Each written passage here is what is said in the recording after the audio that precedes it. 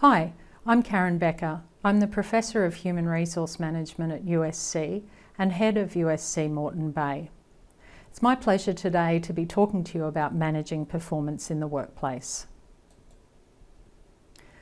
One of the questions we often ask ourselves is how do we ensure that our staff are performing at their very best in our workplace?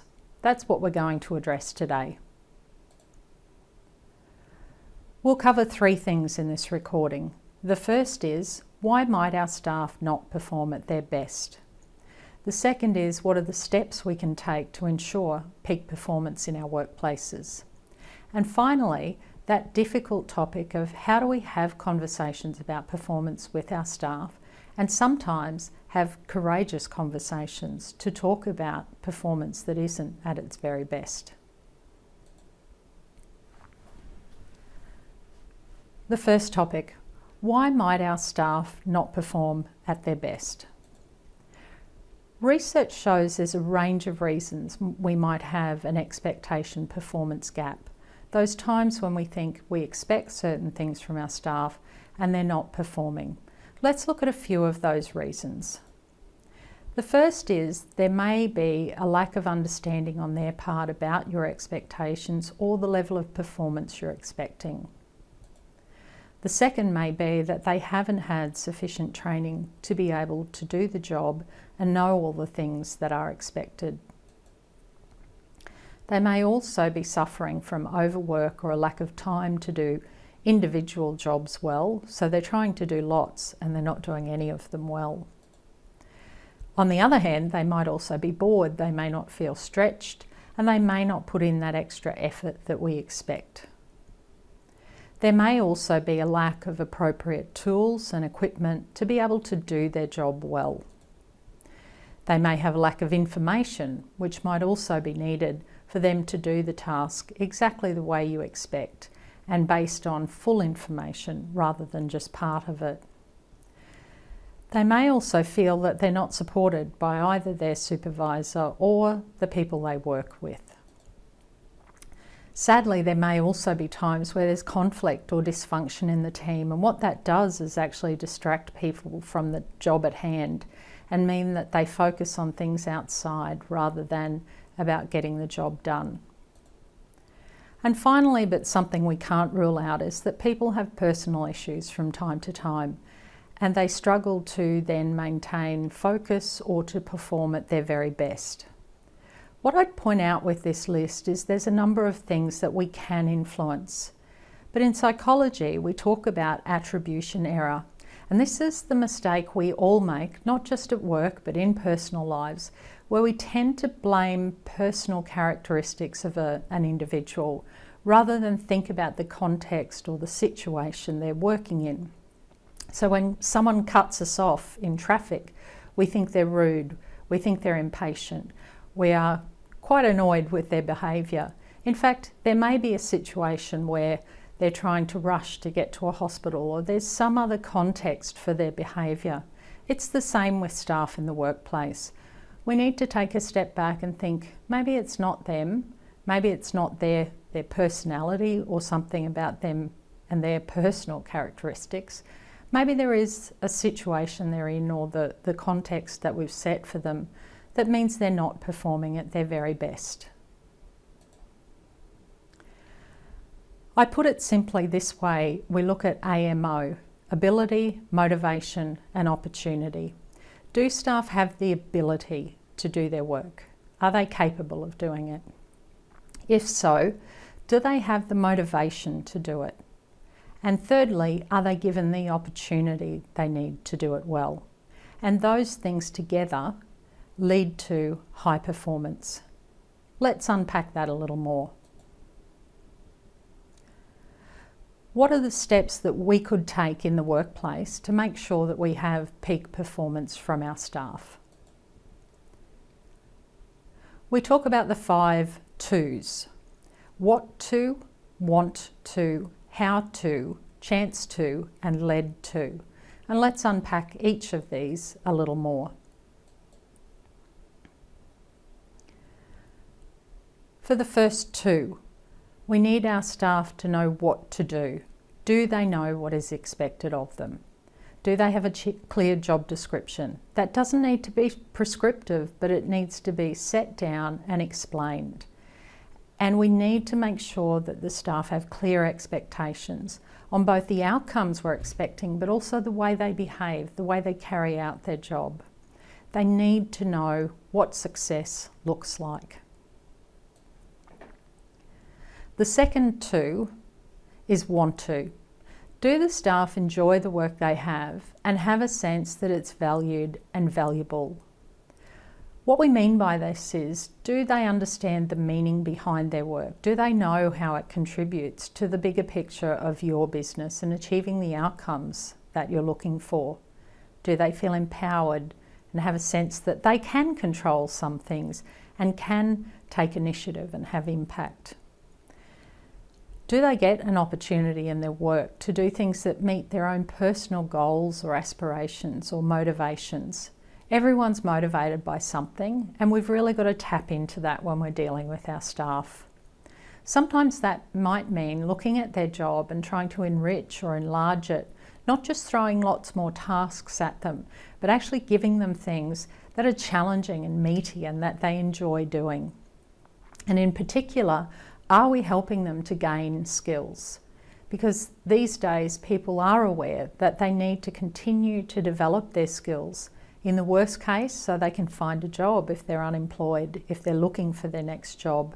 But hopefully, if you're training your staff and giving them those opportunities for professional development or development in their work somehow, they'll choose to stay because they feel they're being valued and they're gaining new skills. The third two is how to. Do staff know how to do their job well? There's only two ways we achieve this. We either recruit and have good recruitment processes to find staff who know how to do their job, or we have good training and we train staff in a thorough, methodical, appropriate way for the job that they're doing. It may be a combination of the two, but those are the two keys to making sure that our staff have the actual ability to do the job. The next two is the chance to. Do they have a working environment that supports good work? Are there systems and procedures that you've got that make sure they do their job the way that you expect? Do they have the tools and equipment that they need? Do they have the time and the information to do it and do it well? And do they have the support from the team to actually get on and do their job as a part of the bigger picture of delivering for your business? The final two is led to. Do staff have a fair and positive leader who appreciates them and helps them to reach their full potential? And this can happen in a number of ways. We all need to lead by example and role model good behaviours in the workplace. Do we set challenging goals and hold a high standard for ourselves and for our staff? And everyone is held to account for that equally and fairly. And do we have good communication and clear focus for the work that we're doing? And these things can also contribute to high performance in the workplace. Finally, I want to talk about discussing performance and having courageous conversations. So let's talk about performance discussions. First and foremost, they should not happen just when there's a problem. They should be regular. They should be a part of doing business, that you individually talk to your staff about their performance and about how they're going. And it shouldn't be a one-way conversation. It should always give the staff member an opportunity to talk about their own performance, to reflect on that, to talk about how they feel they're going, about things they would like to do in the future. This is where you tap into their motivations and understand their goals. It gives them a chance to tell you about their areas of interest and their preferred development. And then it becomes a part of doing business, not just when there's a problem. But let's talk about when there's a problem and having these courageous conversations. Let's be honest, none of us enjoy receiving negative feedback, And we often just as much avoid giving negative feedback. We know that sometimes giving negative feedback can trigger emotional responses.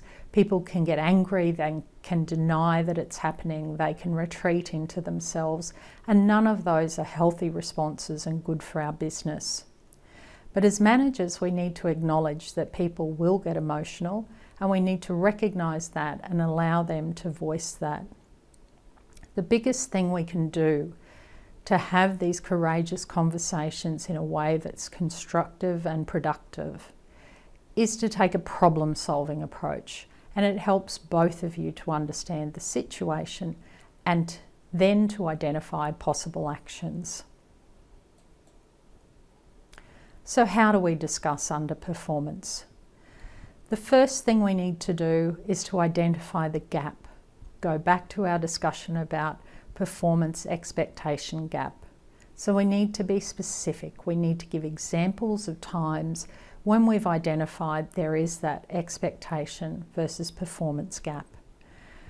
We need to talk about what the possible causes of that gap might be, not make assumptions, not fall into the trap of attributing it to one particular issue, but actually problem solving and trying to identify the possible causes.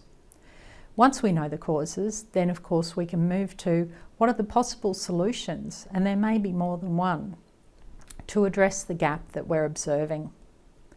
We then set out a very clear action plan with agreed actions, and it may not just be the staff members' actions.